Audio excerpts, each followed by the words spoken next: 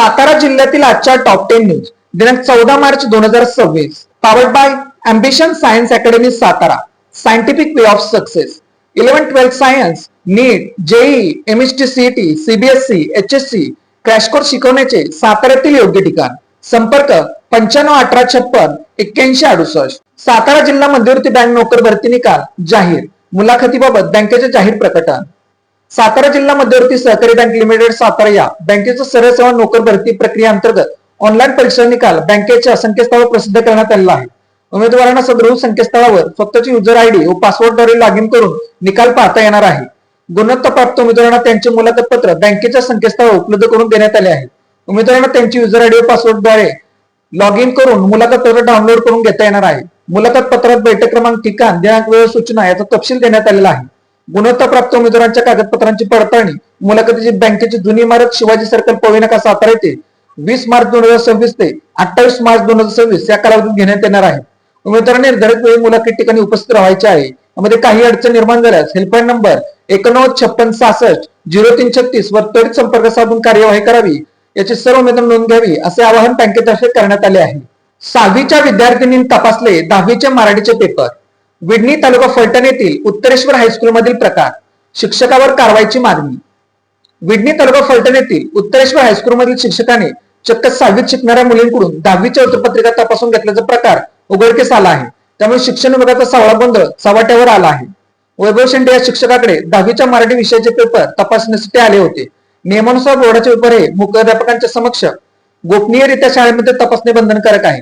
मात्र संबंधित वैभव शेंडे यांनी सर्व नियम धाब्यावर बसवत शाळेतील 6वीच्या 2 विद्यार्थ्यांना मदतीला घेत त्यांच्याकडून पेपर तपासून घेण्याचा प्रकार उघडकीस आला आहे. या प्रकरणाला 13 मार्च नंतर नवे मिळाले आहे. या घोटाळ्याची तक्रार करणाऱ्या कर्मचाऱ्याला चौकशी समितीकडून दमदाटी करण्यात आल्याचा गंभीर प्रकार पुढे आला आहे. कोल्हापूर एसएससी बोर्डाचे मुख्य सचिव राजेश क्षीरसागर यांनी तत्काळ चौकशी समितीचे आदेश देण्यात आले होते. त्या अनुषंगाने शुक्रवार 13 मार्च रोजी निवृत्त शिक्षणाधिकारी JD साळुंखे यांच्या नेतृत्वाखाली चौकशी समिती विडणी येथील उत्तरेश्वर हायस्कूल व ज्युनियर कॉलेजमध्ये दाखल झाली. समितीने काही शिक्षकांचे जबाब नोंदवले. मात्र या प्रकरणातील मूळ तक्रार असलेले शाळेचे शिपाई मंगेश हरभाऊ अभंग यांनी धक्कादायक आरोप केला आहे. अभंग यांनी या प्रकरणाची तक्रार कोल्हापूर बोर्डाकडे ईमेलद्वारे केली होती. चौकशी दरम्यान जबाब नोंदवताना चौकशी अधिकारी JD साळुंखे यांनी त्यांना उलट दमदाटी केल्याचा आरोप त्यांनी केला आहे. अभंग यांच्या म्हणण्यानुसार चौकशी दरम्यान साळुंखे यांनी त्यांना तुला खूप तक्रार करायची असतील तर शाळेतून राजीनामा दे असे वक्तव्य केल्याचा गंभीर आरोप केला आहे. या घटनेमुळे चौकशी समितीच्या भूमिकेबाबत अनेक प्रश्न निर्माण झाले आहेत. चौकशी समिती कोणाच्या दबावाखाली काम करत आहे का असा सवालही उपस्थित होत असून या संपूर्ण प्रकरणाची निष्पक्ष चौकशी होऊन दोषींवर कठोर कारवाई करावी अशी मागणी पालक आणि नागरिकांच्याकडून जोर धरू लागली आहे. या प्रकरणात अखेर सत्य समोर येणार की पुन्हा एकदा नवी समिती चौकशी स्थापन होऊन प्रकरण लढवण्याचा प्रयत्न होणार याकडे आता पालक, विद्यार्थ्यांनी, नागरिकांचे लक्ष लागले आहे. गॅस टंचाईबाबत महाविकास आघाडीचे जिल्हाधिकारी येथे आंदोलन.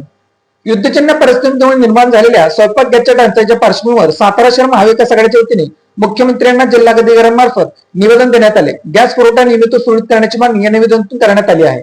सध्या शहरात घरगुती गॅस सिलेंडरचा पुरवठा विस्कळीत झाल्याने सामान्य गृहिणी तसेच छोट्या व्यावसायिकांना मोठ्या अडचणींना सामोरे जावे लागत असल्याचे निवेदनात नमूद करण्यात आले आहे. या पार्श्वभूमीवर जिल्हा व शहर पातळीवर गॅस पुरवठा नियोजनबद्ध नियमित करण्यात यावा, टंचाईचा गैरफायदा घेऊन काळाबाजार करणाऱ्यांवर कठोर कारवाई करावी, तसेच स्थानिक पातळीवर इंधन पुरवठा व्यवस्थापन व तक्रार निवारण समितीच्या बैठकांद्वारे समस्या सोडाव्यात अशी मागणी करण्यात आली आहे. जनतेच्या अडचणींची तातडीने दखल घेऊन शासनाने उपाययोजना कराव्यात, अन्यथा आंदोलन तीव्र करण्याचा इशाराही महाविकास आघाडीच्या वतीने प्रशासनाला देण्यात आला आहे. सिलेंडरच्या सुरळीत पुरवठ्यासाठी जिल्हा स्तरावर नियंत्रण कक्ष, गॅस पुरवठा साखळीवर देखरेख, परिस्थितीचा दररोज घेणारा आढावा. घरगुती LPG गॅस सिलेंडरच्या पुरवठ्यात अडथळे निर्माण होऊ नयेत आणि संभाव्य टंचाईच्या परिस्थितीत समन्वय साधता यावा यासाठी राज्य शासनाने जिल्हा स्तरावर विशेष समित्या स्थापन करण्याचा निर्णय घेतला आहे. जिल्हाधिकारी, पोलीस अधीक्षक, जिल्हा पुरवठा अधिकारी आणि सर्व सहकारी गॅस कंपन्यांचे अधिकारी यांचा या समित्यांमध्ये समावेश असेल.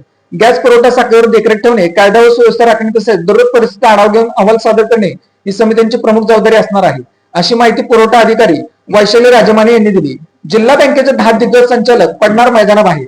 बँकिंग कायद्याचा कचाटा, 10 वर्षांपेक्षा जास्त कार्यकाळ ठरणार अडचणीचा. सहकारी विभागाच्या वतीने बँकिंग कायदा सुधारणा अधिनियम 2025च्या अंमलबजावणी सुरू केली आहे.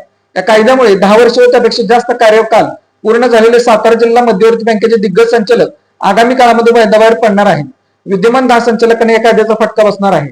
यामध्ये मंत्री शिवेंद्रसिंहराजे भोसले, जिल्हा बँकेचे अध्यक्ष खासदार नितीन पाटील, उपाध्यक्ष अनिल देसाई, ज्येष्ठ संचालक आमदार रामराजे नाईक निंबाळकर, खासदार उदयनराजे भोसले, माजी आमदार प्रभाकर गारंगे, दत्तनाना ढमाळ, राजेंद्र राजपुरे, प्रदीप विधाते, कांचन साळुंके या विद्यमान संचालकांचा सलग 10 वर्षांपेक्षा जास्त कार्यकाळ पूर्ण झाला आहे. त्यामुळे आगामी निवडणूक या संचालकांना लढवता येणार नाही हे स्पष्ट झाले आहे. कचरा डेपो धगधगतोय, आरोपांच्या फेरी सुरू.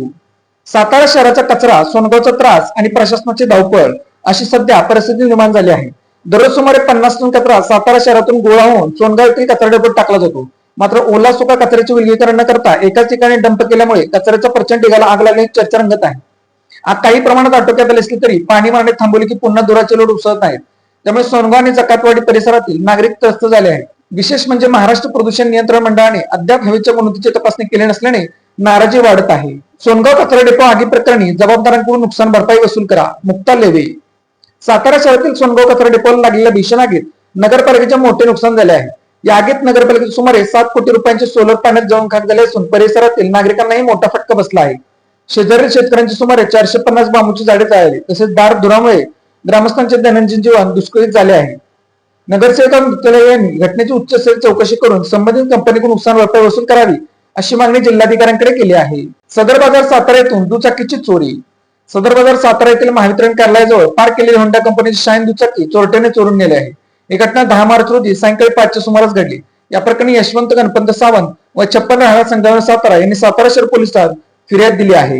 कराड तालुक्यात डीपी बनले, चोरट्यांचे लक्ष, शेतकऱ्यांच्या अडचणीत भर. कराड तालुक्यातील महसूल परिसरात चोरट्यांनी महावितरणच्या डीपी ट्रान्सफर फोडून तांब्याच्या तारा चोरी केल्याची घटना सलग 2 वेळा समोर आल्या आहेत. मसूर उमरज रस्त्यालगत लेमे यांच्या शेताजवळ डीपी फोडून तांब्याच्या तारा चोरल्या. कराड मसूर रस्त्यावर मसूर शहापूर हद्दीत कॅनॉल शेजारी असलेल्या दुसऱ्या डीपी मधून तांब्याचे साहित्य चोरले गेले आहे.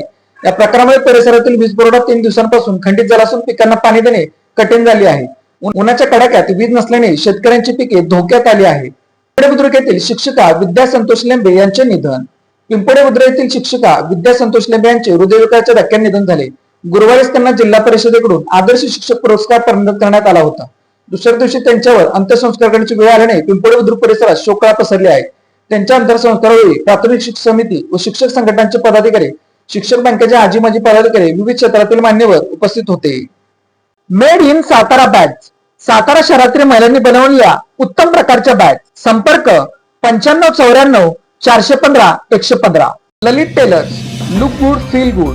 शाळा, कॉलेज, विविध व्यवसाय या ठिकाणी लागणारे जॅकेट बनवून मिळवण्याचे योग्य ठिकाण पवई नाका सातारा. अशाच बातम्यांसाठी जिल्हा सातारा या यूट्यूब चॅनेलला सबस्क्राईब करा. व्हिडिओ आवडल्यास व्हिडिओ लाईक करा, व्हिडिओवर कमेंट करा आणि व्हिडिओ जास्तीत जास्त लोकांपर्यंत शेअर करा.